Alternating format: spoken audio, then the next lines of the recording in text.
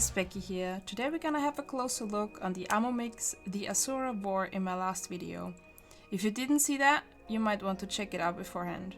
The goal was to create a look where I can use a lot of dice I'd suggested in my top 5 non-exclusive leather dice video.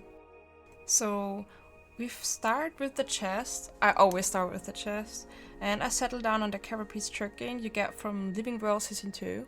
Because it has leather, metal parts and fabric in it. I love it. And for the legs I went with the Spare Martial leggings from Path of Fire. You can craft it or get it from named drop. Alternative, you can go for the Elonium, but it's so thick it looks like Asura wearing diaper and I don't like it.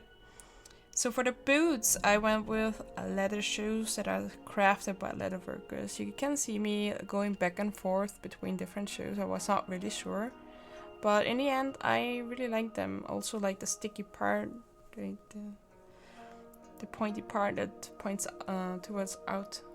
I really liked it. So yeah. Next up, hands. I kinda came back to my all-time favorites, the Heritage arm guards. I tried a little bit around too, but in the end I really like those for leather. They have like great leather parts. They are like a different length on both hands, so I always come back. You can get them by reward points from the original Guild Wars if you played it and link it to your Guild Wars 2 account. So the shoulders are the stalwart shoulders, which you can get either from the personal story level 40 or from the PvP Legacy Armor reward track. I really like those two. It's also like an all go-to shoulder skin for me. And last we have the head, and you either go for a leather head or for a leather mask if you want to have something really heavily leather orientated on that part. And since this is what the style is about, I went with a leather hat, and I went with the swaggering hat in the end. You will see in a moment. It's from the gem store. It's 400 gems. You can also get it for cheaper if you wait for a sale, or if you get it for statuettes if they put it in there. This is also the swaggering shoes. If you have them or want to use them, you could also do that. So I was rechecking if I really liked the leather shoes the most, and apparently I did. So now I'm transferring the look from the preview into the wardrobe.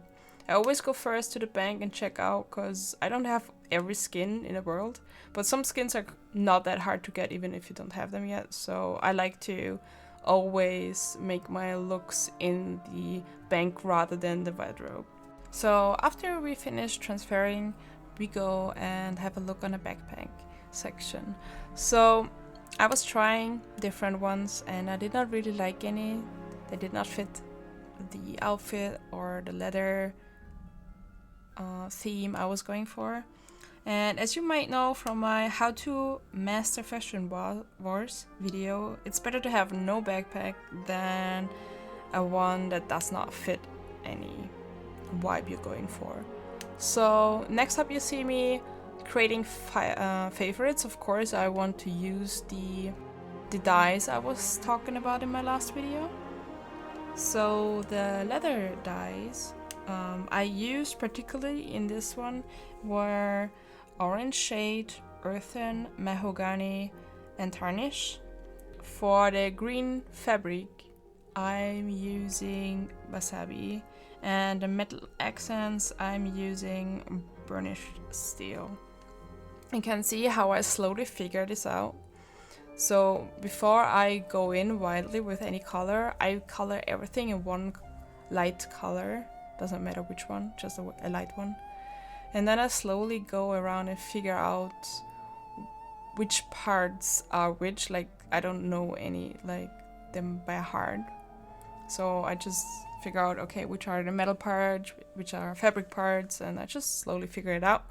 And then I just go in and try different shades of brown for the leather, because I did not want to have like one leather color all over their outfit. That would look so, I don't know, dull. And I still want like a monochrome leather look, but I want some variation in the leather. That was really important to me for this look. So this is why you see me like figuring out different colors for the different leather parts. It's important that the colors are reoccurring in the same outfit, but it should not like be the same all over one outfit. So yeah, the green I pull from the eyes. I often do this with weapons or hair color or eye color, that I pick certain dyes from the characters and put them into the look as well, so it looks more cohesive. For the hair dye, I used Midnight Chew. I hope you say that like this, but yeah. And I tried a little bit more, and if you stop the screen right now, you can have a different, closer look on it. And yeah, the next up is the weapons. And herefore I wanted some weapons that are not taking the shine away from the look. So I wanted something simple, basically, but still fitting in the color theme to it. So I tried really quite a few shields till I settled on the Tiki Totem shield from the Living World Season 1. You can also get it from the TP though.